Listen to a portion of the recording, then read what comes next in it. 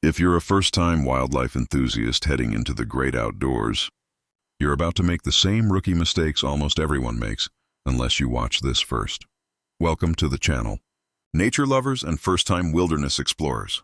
If you're gearing up for your very first wildlife excursion, whether it's a guided safari, a jungle trek, marshland adventure, or backcountry wilderness walk, you've come to the right place.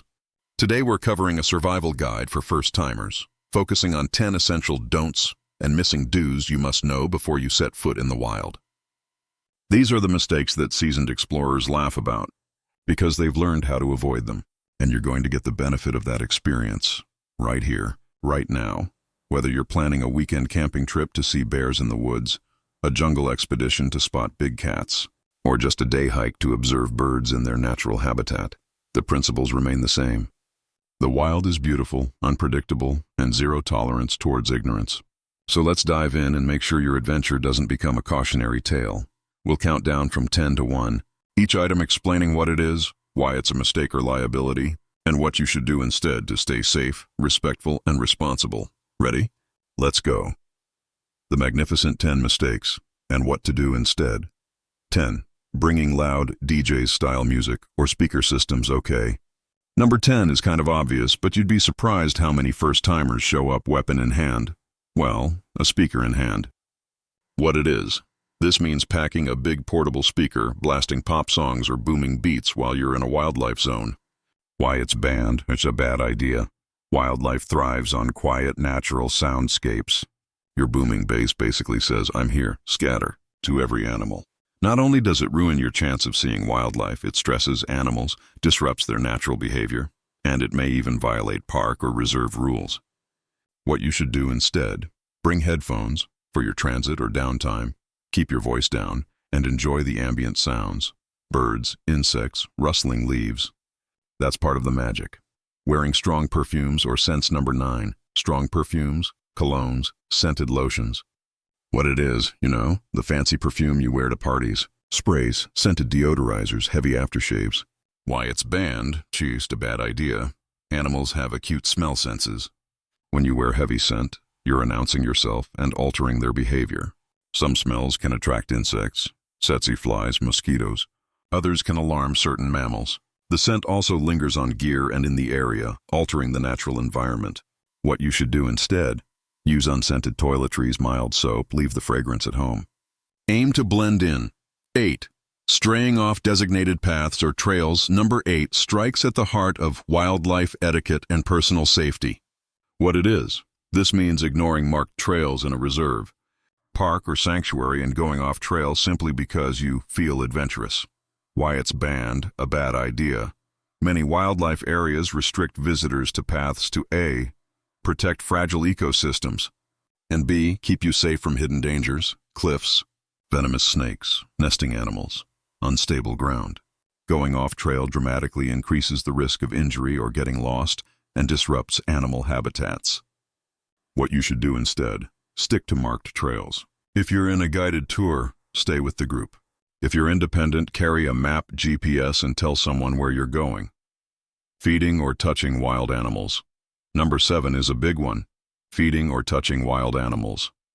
What it is: tossing food to creatures you see, trying to pet them, or getting so close for a selfie that you're practically leaning on them. Why it's banned? A bad idea. First, many parks outlaw it because it conditions animals to human contact and food, which is dangerous for both parties. Second, wild animals can be unpredictable. They can bite, scratch, carry diseases. Third, food leftovers attract scavengers and disrupt ecosystems. What you should do instead: maintain a respectful distance. Use binoculars or zoom lens instead of getting closer. Let animals remain wild, ignoring or underestimating weather and terrain. Halfway at 6, ignoring weather and terrain. What it is: heading into the wild thinking it's just a short hike without checking the forecast, or assuming terrain is easy when it's not. Why it's banned? A bad idea. Weather changes rapidly in many wilderness areas: rain, storms, fog. Terrain may include steep slopes, rocky ground, marshes, quicksand like mud. Failure to respect environmental conditions leads to hypothermia, slips, falls, getting stranded. It also puts rescue teams at risk. What you should do instead: before you go, check the weather forecast, pack accordingly, rain jacket, warm layers, boots. Know the terrain, have a contingency plan, and don't push beyond your skill level. Using flash and bright lights at night. Number 5, flash photography or bright lights during nocturnal observations. What it is: using a camera flash, powerful floodlight, headlamp at bright settings during dusk or night wildlife viewing. Why it's banned. A bad idea. Many animals are sensitive to light and get disoriented or frightened. Flash can temporarily blind them, disrupt nests or dens, or interfere with navigation. Bright lights can also attract unwanted insects or predators. Many parks prohibit flash for photography for welfare reasons. What you should do instead: use low light settings, red filtered lights, or only use illumination when absolutely necessary and permitted. Always follow local rules. Wearing inappropriate clothing or footwear. Number 4, bad clothing or footwear. What it is: think fashion shoes in the forest, or sandals, or clothes that scream tourist. Bright colors, loose scarves flapping in the wind. Why it's banned. A bad idea.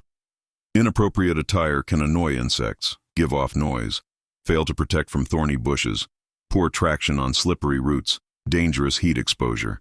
Bright colors can disturb animals, making them avoid you altogether. Some predators or insects may respond to certain colors or patterns. What you should do instead: wear neutral earth tone colors, long sleeves and pants in bushy areas, good ankle support boots with grip, dress in layers. Leaving litter or food waste behind. Number 3, the litter and food waste trap.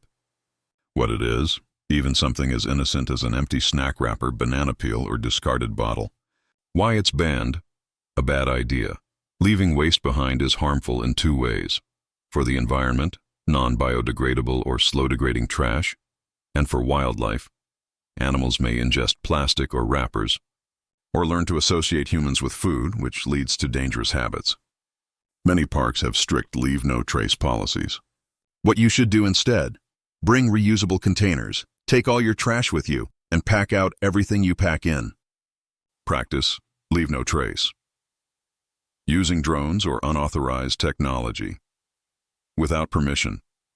Number 2, drones, high-powered remote cameras, or other tech gadgets used without applying for proper permits. What it is: unmanned aerial vehicles, remote sensor cameras, loud recording devices in wildlife zones or protected areas, especially when no permit is obtained. Why it's banned. A bad idea. Many reserves prohibit drones because they disturb birds in flight, nests, predators, breach wildlife privacy, and even airspace restrictions may apply. Unauthorized tech may also interfere with tourism permits or broadcasting rights. Also, if you crash a drone, wreckage becomes waste and hazard. What you should do instead: before you bring any drone or heavy tech, check local regulations. Apply for permission if required, abide by the no-fly zones or altitude restrictions.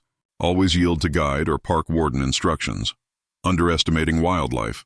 Thinking you're in control. And now, the number 1 fatal mistake for first-time wildlife enthusiasts: underestimating wildlife and thinking you're in control. What it is: this is a mindset mistake. Believing that because you've read an article, packed gear, or taken a selfie with wildlife on Instagram, that the wild can be tamed, managed, or won over. Why it's banned. Is a bad idea. The wild doesn't care you've traveled from the city. It doesn't pose for your selfie or let you dictate behavior. Animals are unpredictable. Even seemingly harmless ones can turn defensive. Terrain and weather may shift. Your overconfidence increases risk of injury, disrupting animal behavior, or ending up stranded. What you should do instead: show humility. Acknowledge the wild is bigger than you. Follow local rules, respect the ecosystem, listen to your guide, observe from a safe distance, and be ready to adapt. When you accept that you're a guest in nature, not the host, you survive and thrive. Part 3. Outro. So there you have it, your first-timer survival guide for wildlife adventures. To recap: avoid blasting music, strong scents, straying off trails, feeding animals, ignoring weather terrain, using flashlights, wearing inappropriate gear, leaving litter, deploying drones without permission, and above all, don't assume you're in control. If you keep these 10 essentials in mind, your journey into nature will be far more rewarding, safer for you, kinder for the wildlife, and memorable for all the right reasons. If you like this video, hit the like button, subscribe, and ring the bell so you don't miss our next wilderness-based adventure tutorial.